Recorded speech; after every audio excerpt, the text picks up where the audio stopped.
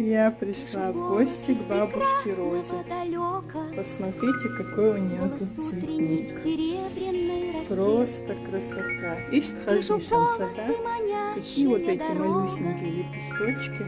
Кружит голову, как в детстве карусель. Посмотрите, какая прелесть. Прекрасное далеко, не будь ко мне жестоко, не будь ко мне жестоко, жестоко не будь. Денежное дерево, да, целые подвики. Вот потоньше лепесточки, да? А кактус. Кстати, у меня ни одного кактуса нету. Представляешь? Слышу голос из прекрасного далека. Полезный. Он зовет меня не в Не, раз. алоэ, юбка, но он не так мне не нравится, Слышу как голос, растет. голос спрашивает Хайником дрожью. после трехлетнего А сегодня что для завтра сделал я? Прекрасно.